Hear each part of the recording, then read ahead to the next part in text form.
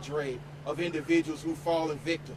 People like Veltavius Griggs, people like Jimmy Atchison, people like Katherine Johnston, people like Kane Rogers, people like Oscar Kane, just to name a few.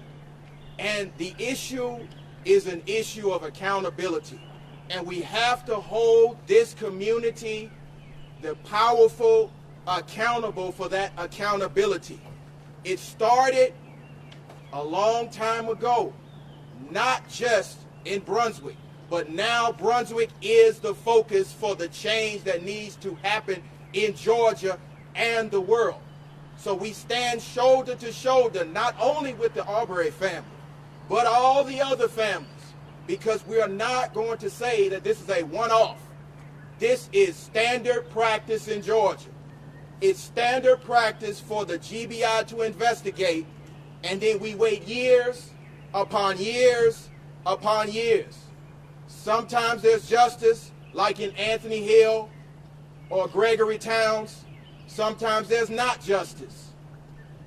We want to make sure that Georgia gets this right. That's why the NAACP is standing shoulder to shoulder with this family, with their attorneys, and with the community. But we also want everyone to know that we will elevate the names of the other victims so that not one more injustice happens in this state. So the occasion is now, Georgia has a brutality problem. This is not a one-off. In Atlanta, Georgia, there are cases that are sitting on the prosecutor's desk. In Gwinnett County, there are cases that are sitting on the prosecutor's desk. And now in Glenn County, there is a case sitting on the prosecutor's desk. So we, the NAACP,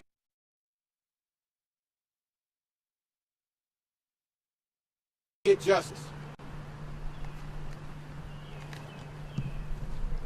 Thank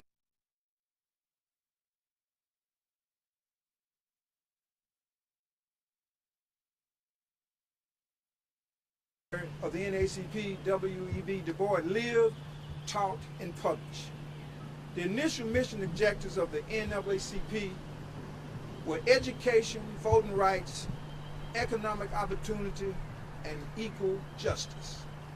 Neither of these have been fully realized even 111 years since the founding of the NAACP and 155 years since the end of America's most bloody war fought chiefly to maintain enslavement in perpetuity based on race. The record of oppression is well documented. Badged law enforcement and judicial roving by day and white hooded hooligans by night.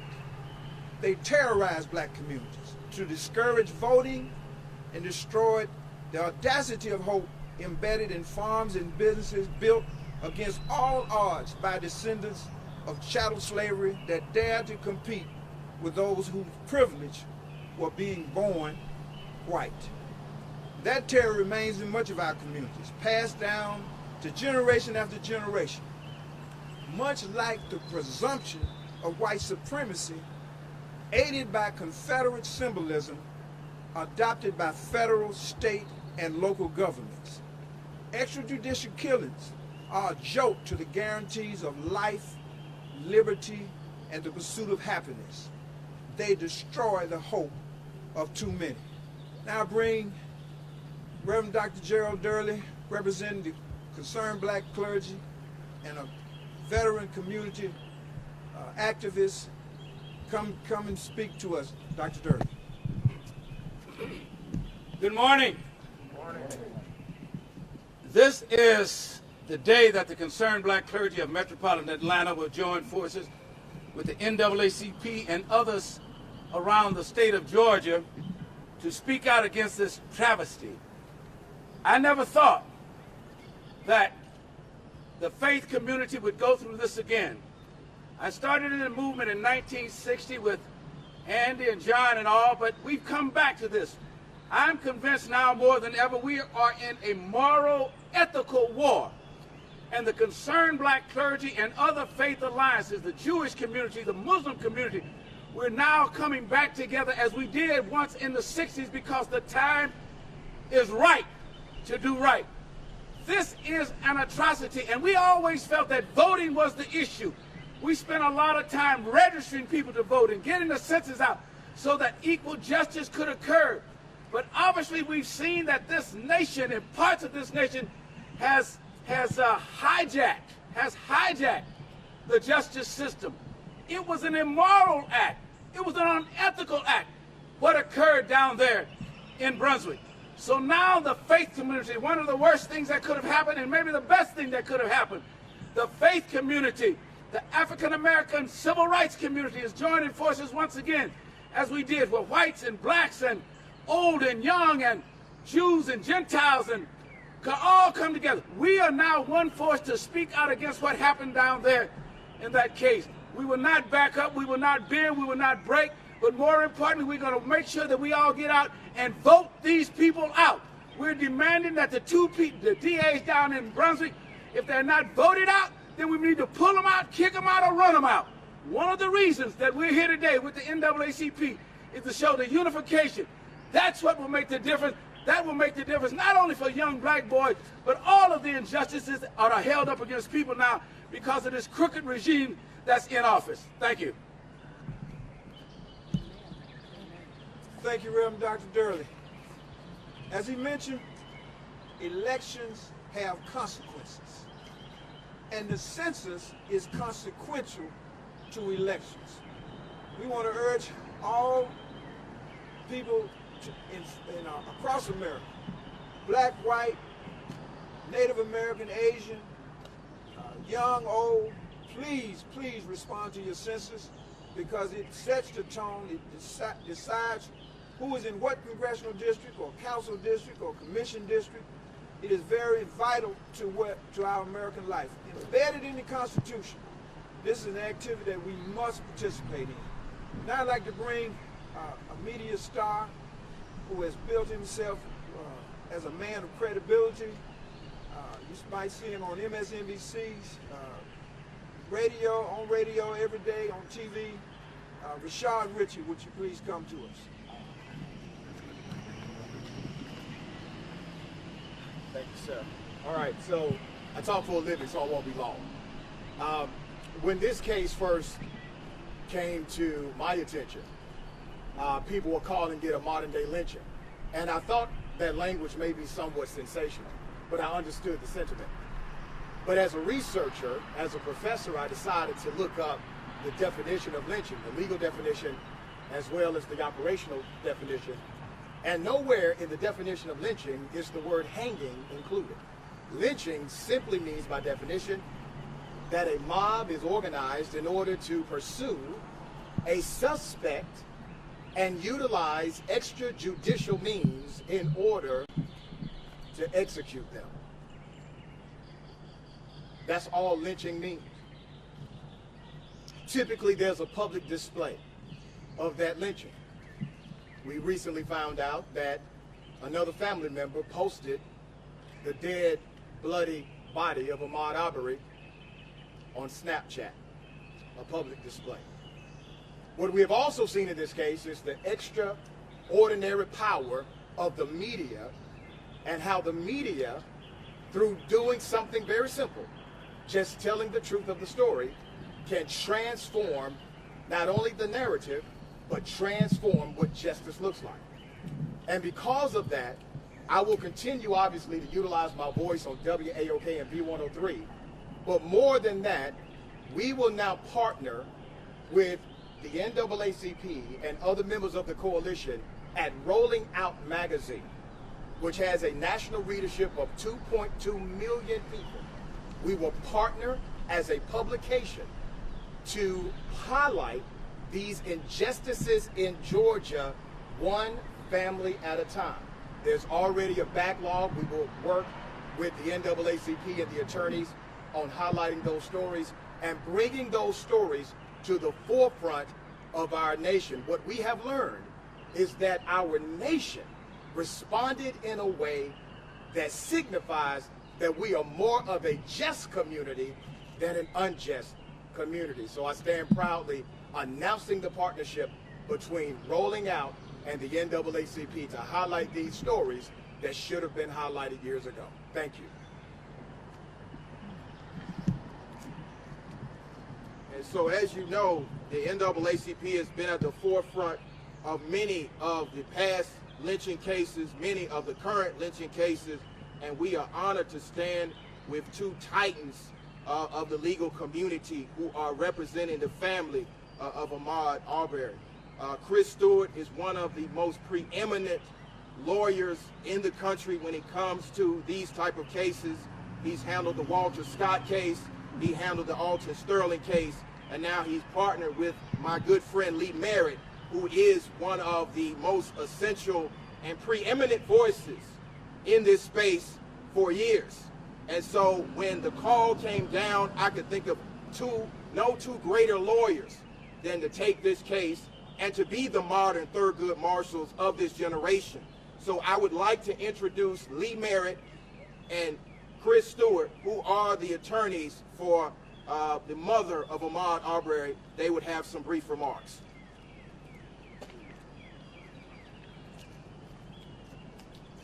Good morning. First, I want to thank the NAACP for standing with this family. Long before I was involved, long before Chris Stewart was involved, this family received the support of the local NAACP and the national legal apparatus. This organization has been a safeguard for the African American communities, is, as they often say, the oldest and the boldest civil rights organization in the history of this country. And their partnership with this family has meant a great deal, especially when they started listening before the video was released. They started listening before anybody else cared. They started listening when it was just Wanda Cooper and Marcus Arbery fighting for justice for their child and trying to get the world's attention. So thank you all so very much. It means the world to this family. Ms. Cooper, who would love to be here herself, sends her great gratitude that you all continue to stand with her and fight alongside of her. A lot of people have asked, why are organizations like the NAACP involved in a private killing? This was an unfortunate circumstance that the national media has blown out of proportion, that race was not involved. Just because the assailants were white and the victim was black, that didn't mean that they attacked him because he was black, but they suspected him of a crime. We often hear that in the black community. We are often told that we are unfairly imputing race on a narrative, that we are race baiting. It is important to know what each of the previous speakers representing this great organization said ahead of me. But this is not constrained to the events of February 23rd. The injustice, the greatest injustice in this case was not only the brutal murder of Ahmaud Arbery, but the response by the legal apparatus of South Georgia. They responded as if his life didn't matter. And in George Barnhill, the district attorney who first really got involved with this case, in his words, he explained why. And it was because Ahmaud Arbery was black. He said specifically in a letter to the Attorney General of Georgia that Ahmaud Arbery was no stranger to the criminal justice system. That his family and friends were no stranger to the criminal justice system. And in common parlance, what the American culture has started to do, they realized it was unpopular to kill people because they're black. So instead, they started calling them criminals. Criminal is the new black. And if you can impute criminality on the mundane, like jogging down the street, then you can justify a murder. Yesterday, one of the attorneys for one of the suspects in this case, William Bryan, stood in front of the national media, and he tried to make his client the victim.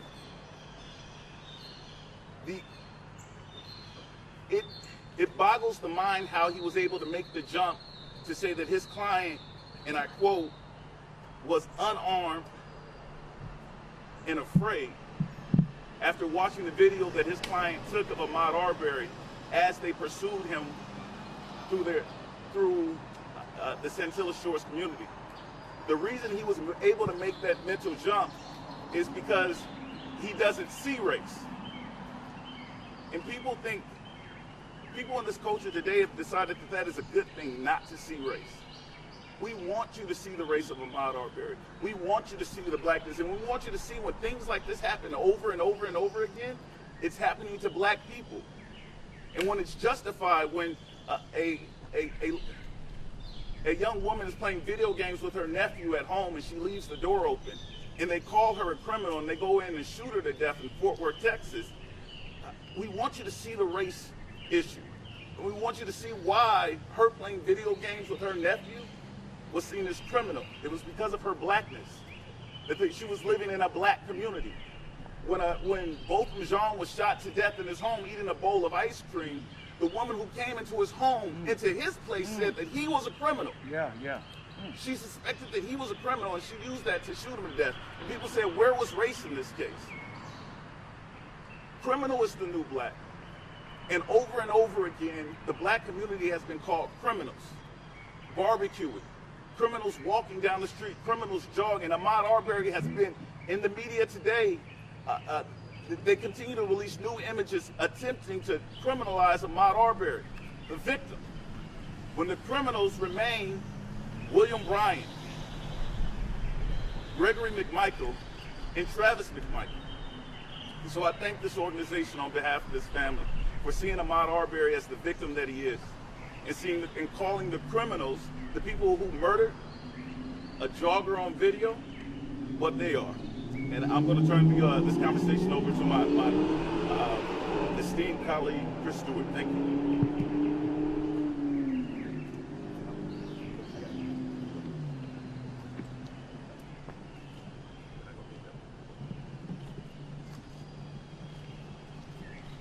Attorney Chris Stewart, along with Lee Merritt, representing this family. And all too often, African Americans only receive justice by video.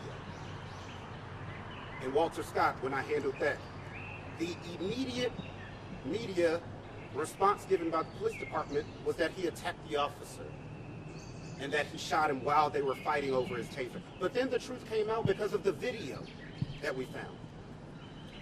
All too often, African Americans get justice by video.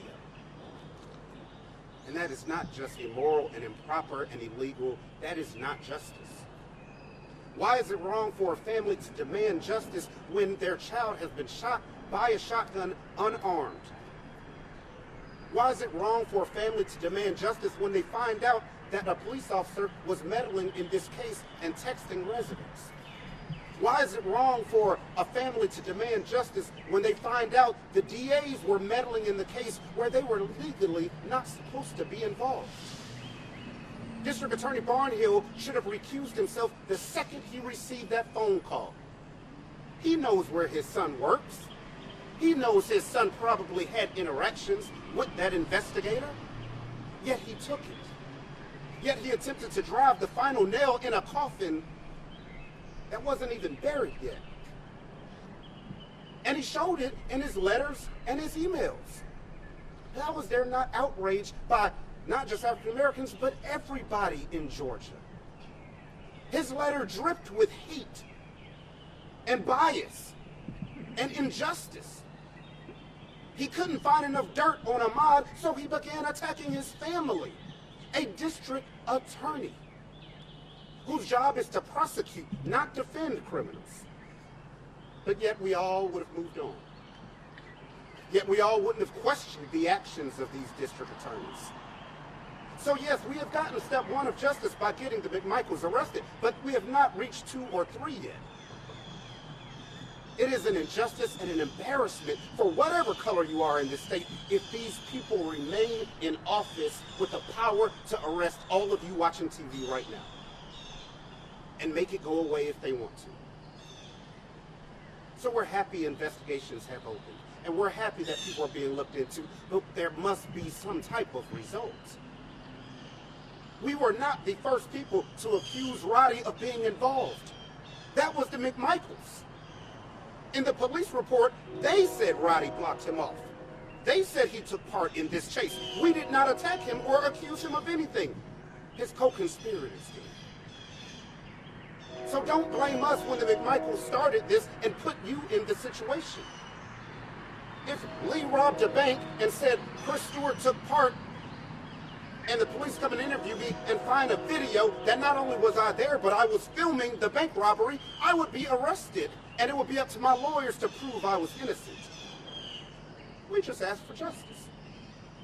Why is that so wrong? Why is that so racially charged? Because we're black. Why can't we just get justice like everybody else?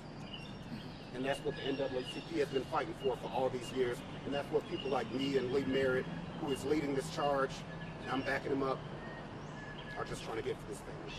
Thank y'all. Thank you so much. We have been joined by the mayor of this illustrious city, Dina Holiday Ingram, who reminded she would say a few words, because there's no point like East Point.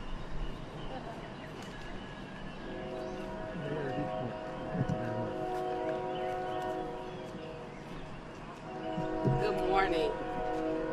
Welcome to East Point, where I say there's no point like East Point, but unfortunately today we're here because Ahmaud Arbery, an African-American male, 25 years old, decided to take a job. And some people, two people, the McMichaels, decided that he no longer deserved to live. It's unfortunate that in 2020, as African Americans, we are still faced with being judged by the color of our skin and not the content of our character.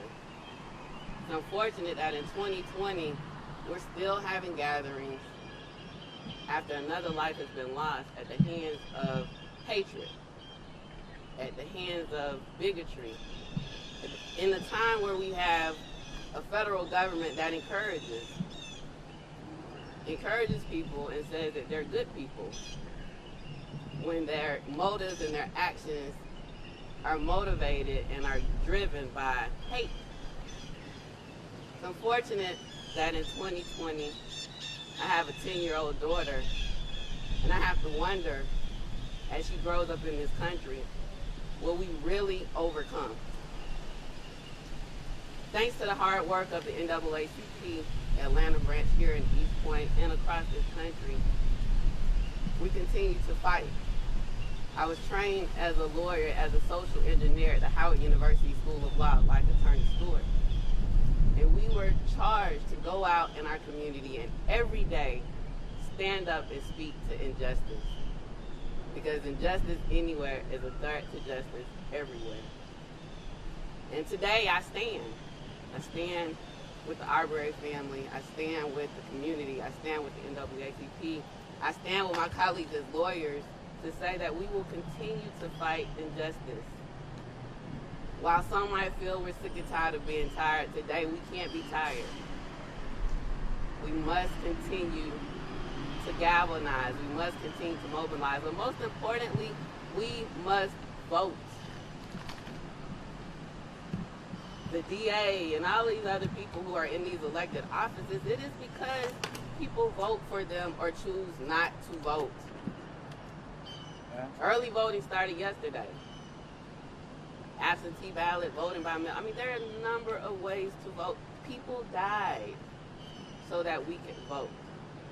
And so while we stand here today and, you know, the cover-up that lasted so long, and they didn't get arrested because they committed the crime, they got arrested because we saw the video. Right? But if we didn't see the video, those people who were elected to serve in office would still be serving, and and the McMichaels would still be at home enjoying life that they decided they would take from Ahmaud Arbery. So, we must vote. President Obama said, don't boo, vote. I encourage everyone to vote. These things must change. There are different levels of this fight. There is definitely the one that will happen in the courts, but there is one that happens every day in our communities when we refuse to stand up, when we refuse to speak out, and when we refuse to call what is unjust.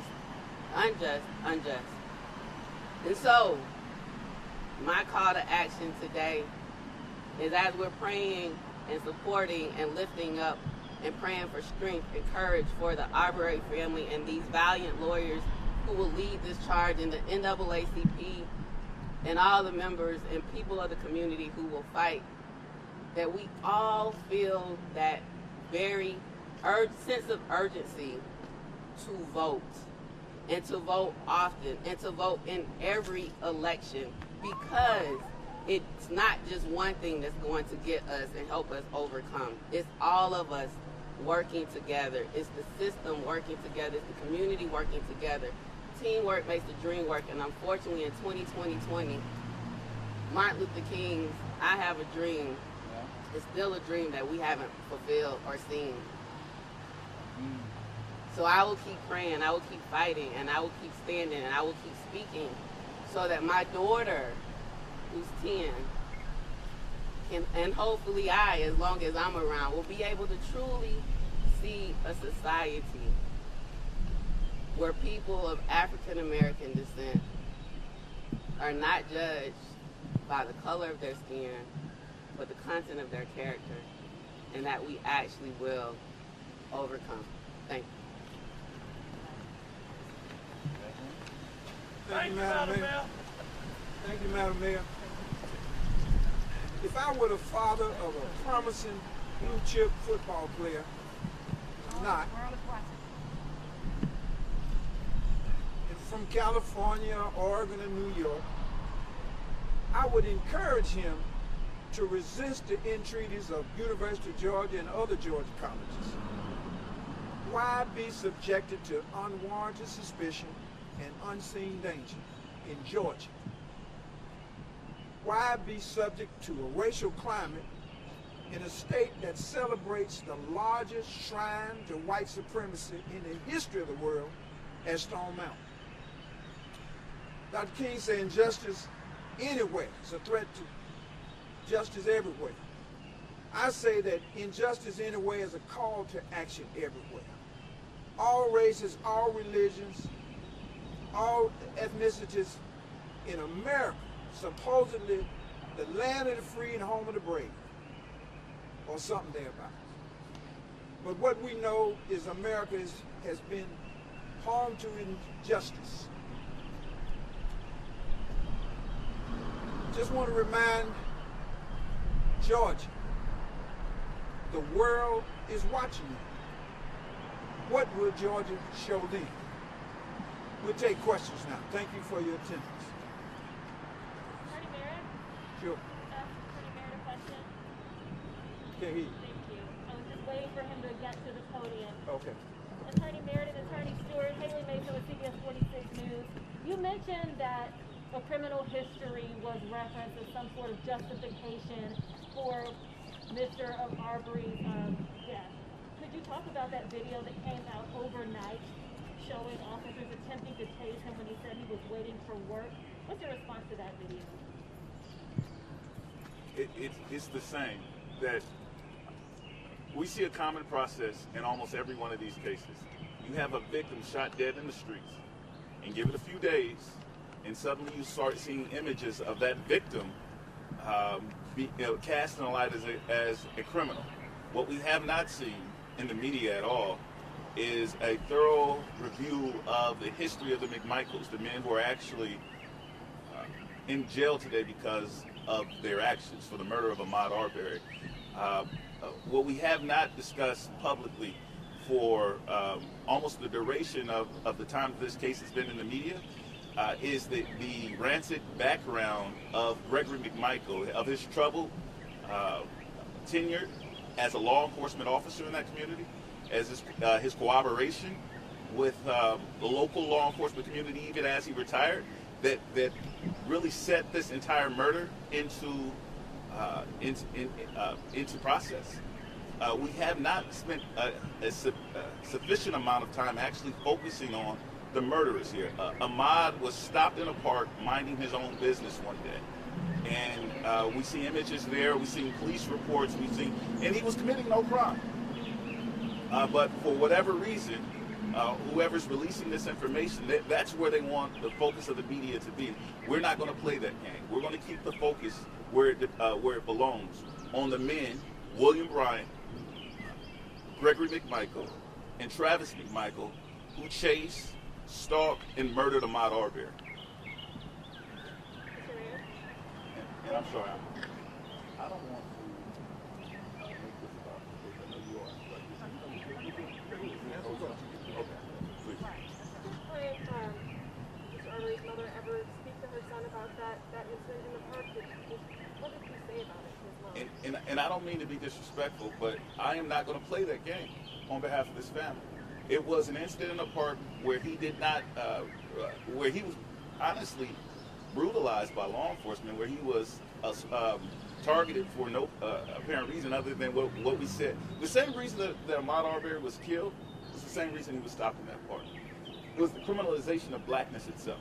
They saw a black man alone in the park and said, you know what, this appears suspicious. Dozens of people entered the property in Satilla Shores. White people, black people, day, night, young people, old people. Only the men who were black who entered that property were criminalized. We've only seen text message exchange and are focused on their actions, although everybody in that community entered that property because it was under construction.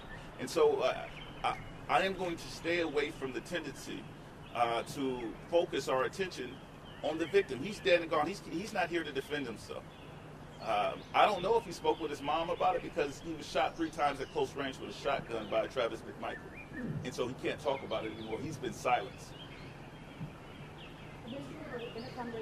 I'm sorry, please. We've seen 32 seconds of the video of Mr. Bryant shot. Could you tell us more, because it's a longer video, where him pursuing the Ahmaud. Can you tell us more about the longer version of the video and exactly what it shows, because everyone is actually seeing these patterns? You know what? Want to wrap it up? Okay. Yeah. I'm sorry. We'll take some additional questions after this, but I don't want to take over the purpose of this particular meeting, which is to highlight the role that this organization has played in this case, and to discuss which ways we're going to continue to partner in the future. But we will be available for questions after this. Okay.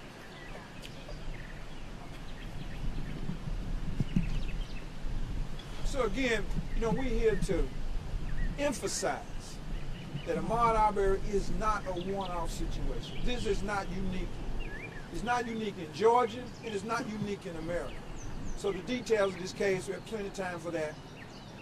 But any other questions, except for examination of what we've already seen, we'll take them, but not into detail and analyzing the evidence, the incomplete evidence that's already out there, because it's incomplete. You mentioned in the press release and when we spoke yesterday that you're hoping the GBI will conduct a deeper historical investigation into this kind of activity.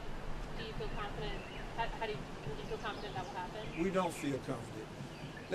In Fulton County, we have the district attorney here has created a conviction integrity unit, a panel on which I serve, to look at over-sentencing, innocent people being sentenced because of police misconduct. Clearly, there's an indication of law enforcement misconduct from these 2 DAs, but they are not alone. We hope that America, Georgia, should recognize its inherent racism, from the governor's mansion, from Chatsworth to St. Mary's, from Carrollton to Augusta, all over this state. And let's take a real look and try to find justice and correct the wrongs that have been meted out against black men and women for hundreds of years. That's what we hope to happen. Are we hopeful? No, but we will keep agitating and advocating for that. Sir, have you or anybody from the... You take her and I'll get you. Have you or anybody from the NAACP reached out to or spoken to anybody from the DA's office or from the GBI? The NAACP has not. We won't be doing that. Yes, sir.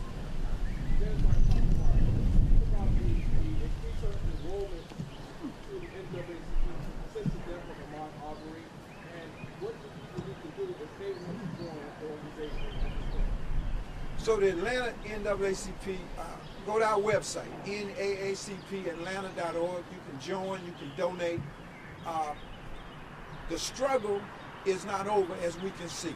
America still has not recognized or extended its true creed to people of African descent and other people of color. And so yes, the NAACP I wish was not needed. I wish our work was done, but it is not done, and it takes resources and participation in order to do that. As soon as we finish here, we have to go back to get ready to continue to encourage people to vote, to encourage people to respond to the census. That's the kind of work we do day in and day out with limited resources, limited staff, but we do the best we can. Thank you for your question. Mr. Rose. Yes. What role did the local NAACP or the Georgia play in furthering this case against the real? Well, they reached out to the family early on and continued to advocate and agitate on behalf in coordination with the family. I don't have other details beyond that, but they were involved from day one or two. You know what they did? I don't. I can't recount all the steps they took. Oh. The local NAACP was responsible for amplifying the voice of the family. Wanda Cooper and Ahmaud Arbery. They were one of the first people to meet with this family. They were one of the first people to get in front of national voices like Reverend Al Sharpton and MSNBC, who began to cover this story long before anyone else did because there was no video. They covered it because they cared about it, and it made national news prior to the release of that video because of the work of local and national NAACP members. Thank you. Other questions? All right, thank you so much. If there are no other questions, we appreciate your time, appreciate your attendance. Thank you so very much.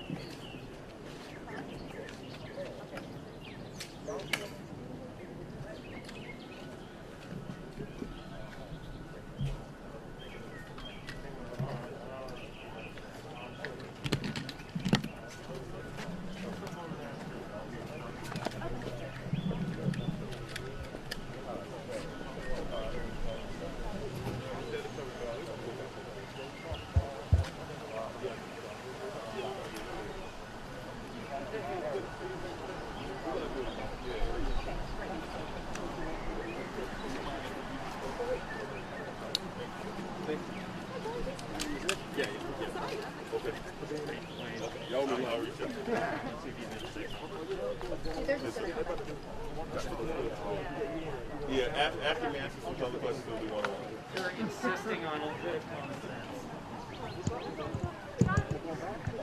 Yeah, we're going to answer. So we just want to, is there NAACP signed down? Yes, sir. Okay, we're just going to answer a few questions. Yep. Careful.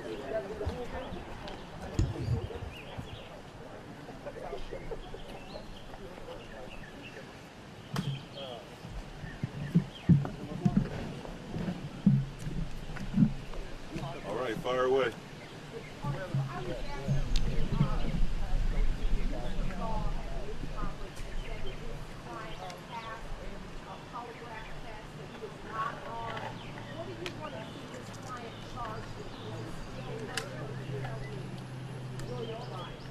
I believe that the district attorney in this case, Joyette Holmes, is competent to present this case to a grand jury, the facts of this case to a grand jury, and return an indictment against William Bryan as well as his co-conspirators. I would not dare to advise that very competent, very capable sister on how to charge Mr. Bryan. However, when a presentation is made to the grand jury, when the evidence is presented to the grand jury, it will not include a polygraph test because that kind of evidence is inadmissible and because it's unreliable. We don't know who administered this so-called lie detector test. It is junk science.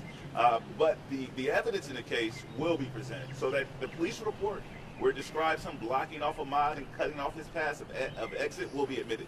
The video that he took while doing it, where he pursued Ahmaud at close range and recorded him being shot 3 times up close without making a sound, his reaction, that will be presented to the grand jury.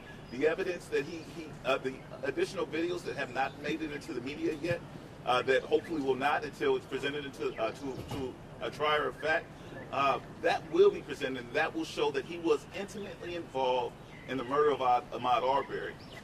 And so in response to Mr. Bryan and his attorney, will we stop calling for his arrest? The answer is no. We will not stop unless he wants to surrender to the authorities and volunteer for jail.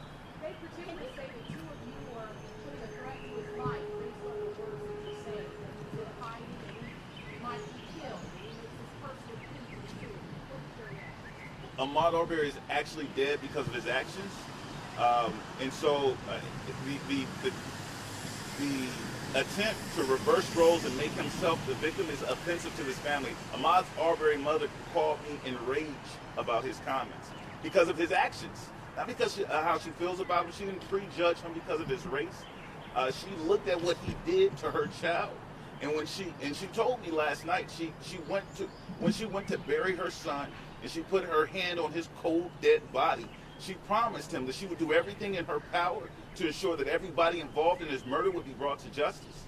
And that's what we're doing. Can you talk about, you indicated that the actual pursuit lasted somewhere around 4 minutes. Can you talk about if there's other video that you've seen that led you to that conclusion? And it's exactly what videos, talking to people, led you to believe that it lasted around 4 minutes or so? Yeah. You know, we're just going off the facts that we know so far. If you look at the police report and the statements by the McMichaels, the description given in that police report, those actions are not seen on that video. The doubling back by Roddy, the jumping in the back of the truck, the chase lasted a lot longer. I think you heard from the press interview with some of the lawyers that represent them. They said multiple videos. Just look at the police report. Just look at the facts in this case. And let me just make another thing very, very clear. There is no person involved in this case that is asking for violence or respecting violence or want anything to do with any type of violence or any type of harm to come to anyone involved in this, whether they were part of this or not. That's just ridiculous. We're human beings that actually have respect and dignity for human life. We don't just attack someone or pull a gun on someone and shoot someone. To think that any person involved would want these individuals harmed is insanity. And then once again, it's just something to try and get people to not look at the ball. But we're actually human beings who actually respect life and have respect no matter what color, race, or creed you are. So we're not falling for that. Can I ask, other than those 38 seconds or so of video that's been made public, have you guys seen other videos showing the interactions that day, showing any other angles or other witnesses at all? Have you seen any other video that has happened? So this case will involve a lot of different videos.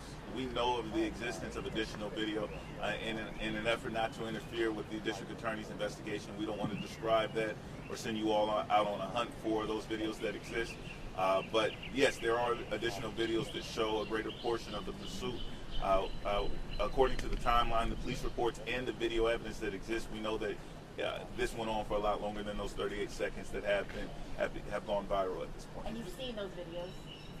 Yes. Is Mr. Bryan the only one with a cell phone, or those other videos, passive videos such as doorbell cameras? Is he the only one? There's a multitude of media that catches it.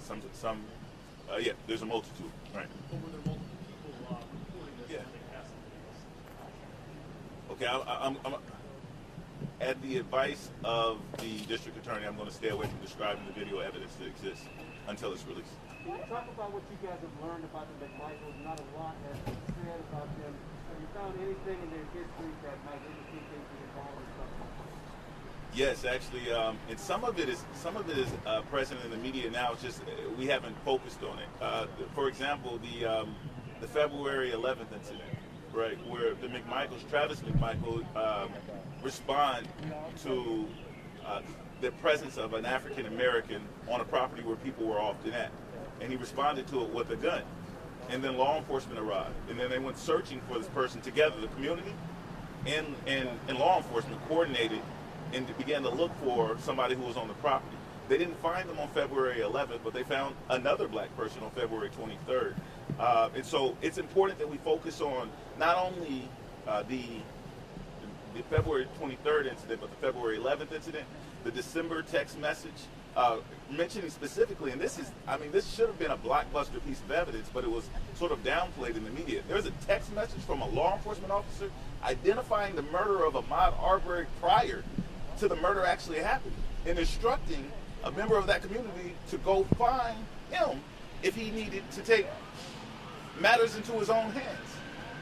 I mean, that is a blockbuster piece of evidence that no one has really described. The fact that Gregory McMichael was not qualified in his position as an investigator to make an arrest. The fact that Gregory McMichael in that whole Glenn County PD is embroidered in very public, documented, not conflicts, but controversy over and over again. And that kind of information it's so much at this point that it's difficult to recite how many times the Glenn County PD were found to violate the civil rights of the African American community there in Glenn County. Again, it's just sort of a well-documented history at this point. You talked about Officer Robert Rash sending that text message on February 11th to the homeowner Larry English. Have you been able to get in contact with Officer Rash or find out why he suggested that English call McMichael day or night, as he put it, if you have action on your camera? I'm assuming that's what you're referring to. I'll wait for this rather loud truck to pass. I missed a great deal of what you said, unfortunately. Robert Rash, I'm assuming that's the officer you're referring to. He sent a text message to homeowner Larry English saying, call Greg McMichael day or night if you have action on your camera. What do you want to happen in that leg of the investigation? Right. I think Robert Rash, who passed off the duties of law enforcement to investigate complaints to a local neighbor, and told that neighbor to go find his neighbor, who after the fact, after the December text message from Robert Rash to Larry English, we know that the community began participating in searching for black men after they entered the property. We don't know whether, for example, the person who entered the property on February 11th was Ahmaud Arbery. We know that they didn't commit any crimes there. We know that they were among other people who had entered the property. But we know that that community began organizing, and Travis McMichael, the actual gunman on February 23rd, was present, chasing someone around, calling 911 out of breath after he had already engaged in law enforcement activity. And Robert Rash in the Glenn County Police Department never told him, don't do that. You're going to get yourself hurt or someone killed. And when that eventually happened, Robert Rash never came forward to say, you know what, I told this community that it was all right to do that. And I shouldn't have done it. In fact, he kept quiet about it during this entire, even after the men that he literally inserted into this situation, even after they were arrested, he said nothing. So yeah, I think Robert Rash has some questions to answer. I'm certain that he violated policy, Glenn County Police Department policy, because you don't deputize citizens to perform police functions. But I certainly think he should be considered for criminal involvement as well. But for his actions, but for him telling that community to call Gregory McMichael to handle black trespassers, Ahmaud Arbery might still be here today.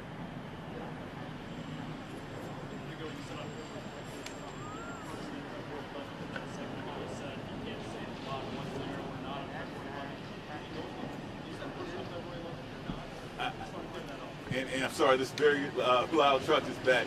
It sounds like you asked me whether or not yeah.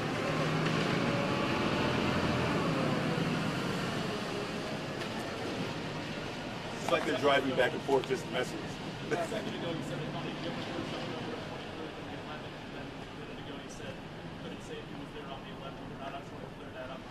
I think I'm saying the same thing. There was a black male on the property on February 11th. We don't know who it was, but we know that that community was allowed to go hunt for that black male.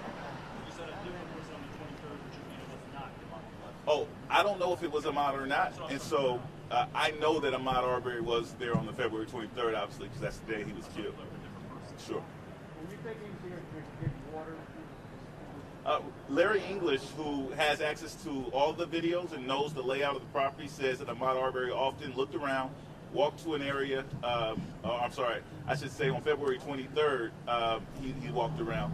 The person who was there previously, who appeared to be a jogger, who appeared to be running, would go move towards the fountain and have a sip of water. I'm going to ask you again. I know that you mentioned you don't want to speak about the video from 2017, but there is relevance in that was an interaction with the same police department that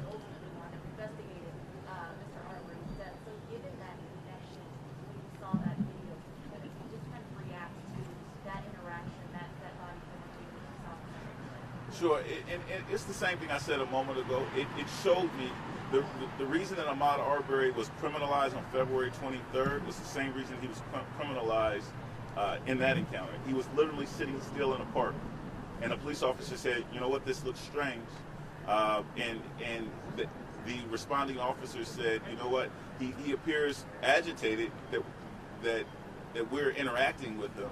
Why don't we use force unjustifiably?" But my co-counsel actually wants to try to maybe explain that in some different words other than what I've used here. Well, it's just simple. I mean, he was agitated in the beginning, upset that they'd been stopped. He said, "I'm working, I get one day off." Look at all the videos that we all look at every day where the person is white or Hispanic, whatever, and they're freaking out because they can't buy something at the grocery store. And they're going bananas. And it's just a common occurrence. I mean, he followed all of their instructions. It was a cordial conversation, and they let him go. This isn't an issue. What is an issue, which people aren't focusing on, is Gregory McMichael is a former police officer and a former investigator for the DA. He knows the laws, or should know the laws, like the back of his hand, properly trained. But yet he pursued Ahmaud and pointed a gun at him and ended up participating in his death. He is a trained officer. He should have known as soon as he saw Ahmaud run by, well, I know I can't chase him. I'm a trained former police officer. I know I can't do that. But yet he did, because he still was acting as if he was law enforcement. We'll take one more question and then we'll break off. Anything? Okay, thank you all so much. Yes, sir. Sure. All right, well done. You're good, man. I'm trying to knock my stuff over all day. How are you? Remember the last time we said it? Life is normal. Yeah. I know.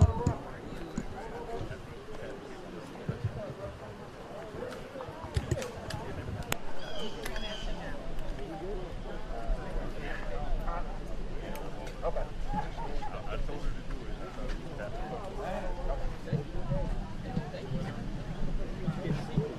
You look great.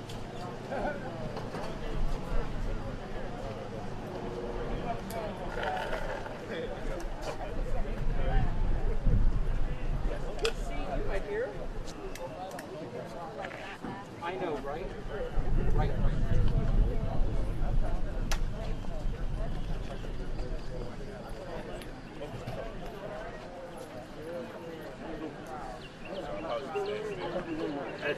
Good point.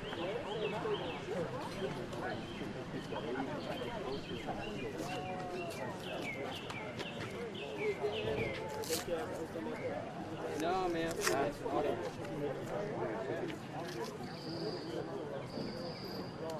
Yes, sir. You might have been taken away by the moment, but the smell is a nice. I can see why you want a dog.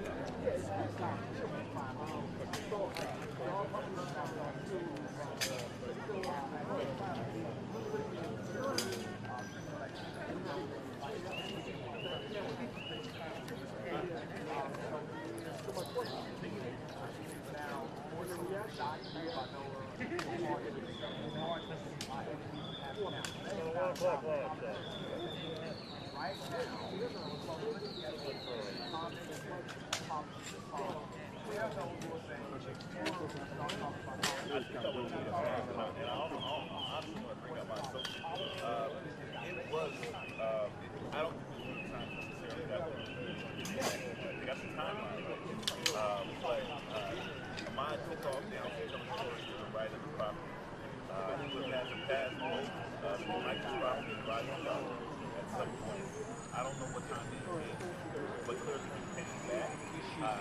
In my opinion, he went around.